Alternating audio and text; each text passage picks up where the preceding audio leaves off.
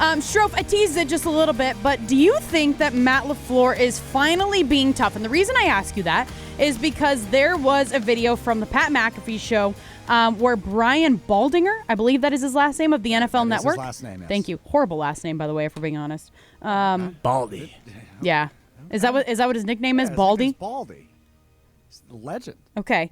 Do we have this video we do, to actually play on the ESPN Madison YouTube stream. So let's go to that. In Green Bay, Jordan Love looked tremendous. And Matt LaFleur is coaching this team the right way. He's not happy. He's one of those coaches that looks like he's ticked off every day in training camp. You know, like something's and he's just taking it out. He doesn't like players sitting on the sideline looking too comfortable, and so I feel like, they have a chance rebuilding their offensive line to be very good. We had Micah Parsons crash our set the other day with Stacey Dales, and he's telling us that the target date is the 6th game of the season on Sunday night against the Cowboys. Oh, yeah. And if they get him back on the 6th game of the season with Jonathan Gannon coaching that side of the ball, they could be a real player. Okay, number one, I am Micah Parsons' biggest fan. I loved him when he was with the Dallas Cowboys. I was beyond excited when he came to the Green Bay Packers last year. So, number one, I'm excited for Micah Parsons. I hate that we have to wait 6 weeks. That feels like a long time. I know it's been tossed around the last few weeks of what it's going to be.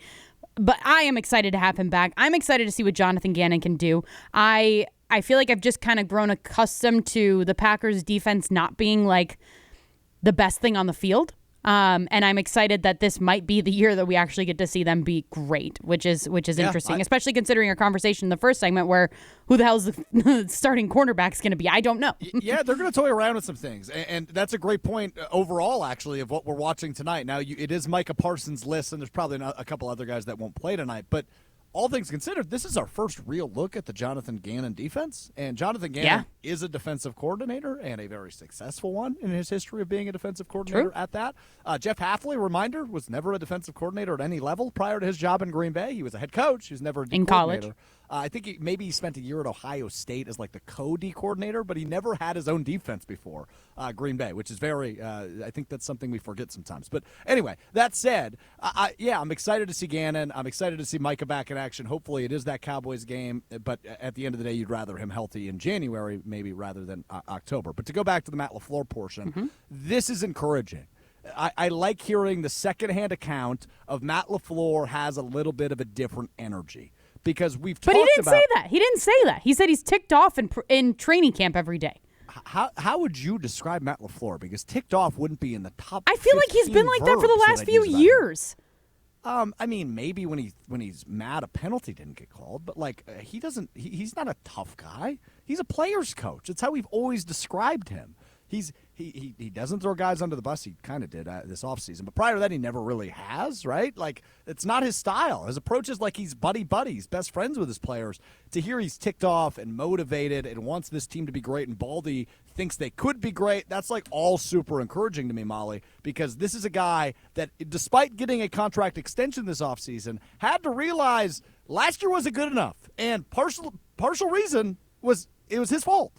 Right? He was too conservative. Right. He was running the ball too much. He didn't cut Jordan Love loose enough. He didn't go all gas, no bleep and break like he's preached for years and years. I've said this to you before, but I think a lot of us are under the opinion he played more not to lose than he played to win. For sure. He got comfortable, for sure, and I think. That can't be the case this year. Yeah. Because this is a team with Super Bowl aspirations. That's why they extended Goody. That's why they extended Matt LaFleur. Yep. That's why they've extended a boatload of players this offseason. Because they don't view like anybody is the issue. They think injuries were the issue last year and that they are Super Bowl good right now, and these are the guys that can win them a Super Bowl. That has to be the expectation after you extend your head coach and your GM this offseason, and Matt LaFleur needs to approach it that way. 10-7 ain't good enough. 7th seed ain't good enough. You got to win the division. You got to control at least a little bit of your own destiny in the postseason, and you got to fly out to Los Angeles on February 14th on Valentine's Day, the day of love, for Super Bowl 61. You are just so much that guy that's like, oh, it's going to happen because it's love. Last year it was, oh, it's going to happen because he's 27, which don't get me wrong. I had those same thoughts. I was like, how crazy would it be if all three quarterbacks won at the age of 27? We all had that in our minds, which I do agree with a lot of that you said, right? The expectations for the Packers have been Super Bowl, honestly, in my mind, since they picked up Micah Parsons. The day that they got Micah Parsons, Super Bowl or bust. That is what it is. because you feel like you're one move away then potentially from winning the Super Bowl. So, and I am definitely one of those people that said if injuries didn't happen in the way that they did last year, and I understand everybody has injuries, I understand it's always going to happen, but how often does it happen to two of your top guys on your entire roster? Like, so I am in agreement with the things you're saying. However, and I will say that I am excited by what Baldy is saying from being at training camp, being a witness of what's going on up in Green Bay. That's exciting. It's reassuring to know that Matt LaFleur is having this grit. I don't want to say grit factory or whatever that the Lions say, but if he has this whole grit thing, I just watched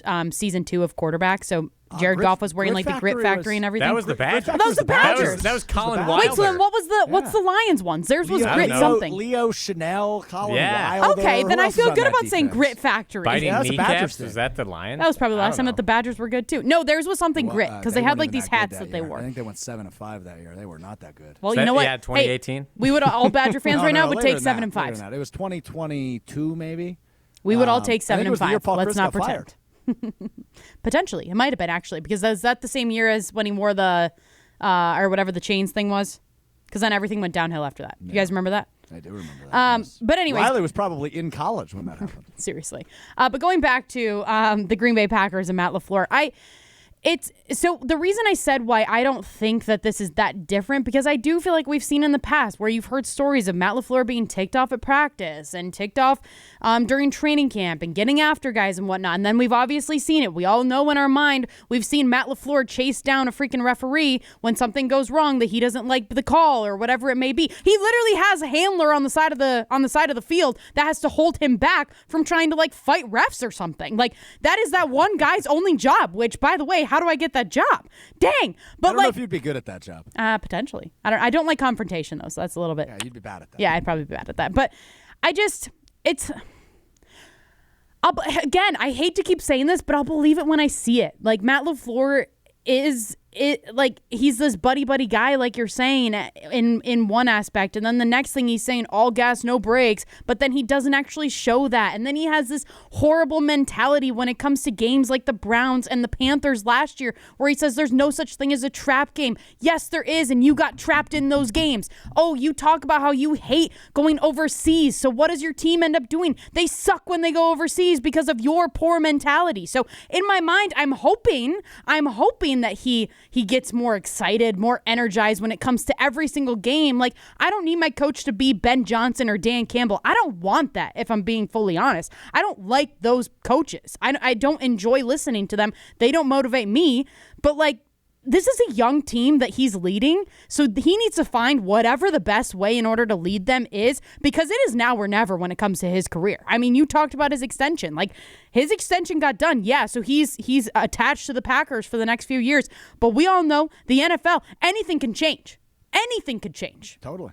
Yeah, I'm with you on that. I think, if this team doesn't make the playoffs, I would assume Matt LaFleur's tenure in Green Bay is over, but it also depends on how that happens, right? If Jordan Love misses a majority of the season, then maybe he gets another year. But I am really curious on the approach, because just because he got the contract extension, I do not believe that's indicative of how a long-term future in Green Bay, if he does not reach expectations, which as you and I have continued to say the last 10 minutes, it's got to be at minimum, I would say, NFC Championship game.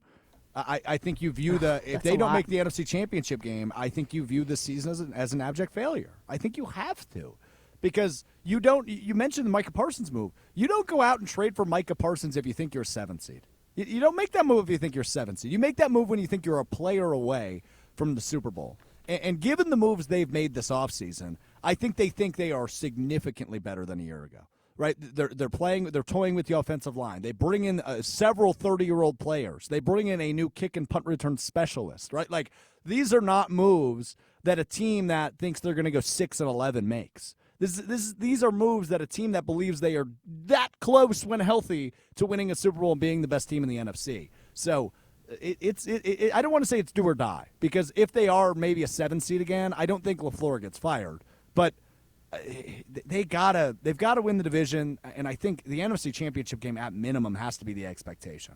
So I want to ask you about something that you just said there. So let's think back to the day that Micah Parsons became a Green Bay Packer, right? Yeah. How great we all felt. It was incredible, okay? The way that you felt about that team with Micah Parsons added to it. How do you feel compared to now? Do you feel like this team heading into this year is better than that last year? Yes, really? Yeah, How? Yeah, I feel better about this team than I did last year. How? There's so many question marks. And I'm not being negative. There was question marks last year, too. There was question marks, too, last year. And one of the biggest ones, again, was the offensive line is what is going to happen there. Yeah. And that offensive line was not good. Yeah, it wasn't. But I think we talked about this a little bit on Monday. I think the adjustments they are making should be an optimistic sign, not a negative sign, right? And that is Anthony Belton started half the season at right guard.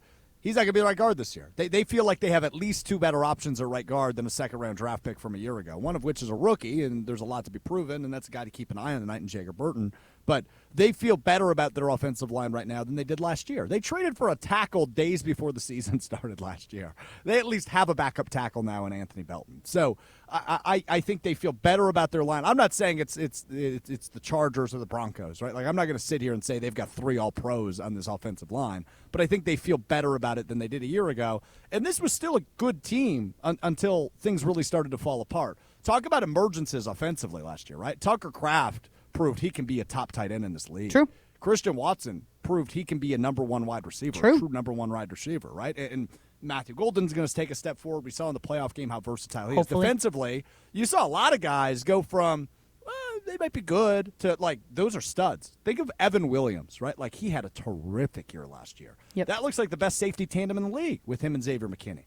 So there are multiple aspects. Devontae Wyatt, before he got hurt, was looking like, oh, yeah, he's a true defensive tackle. He looks like he can be a stud on a championship defense. So I think there was a lot of encouraging signs last year, Molly, that can come to full fruition in 2026 with a new defensive coordinator, a healthy offense, Tucker Kraft hopefully ready by week 1.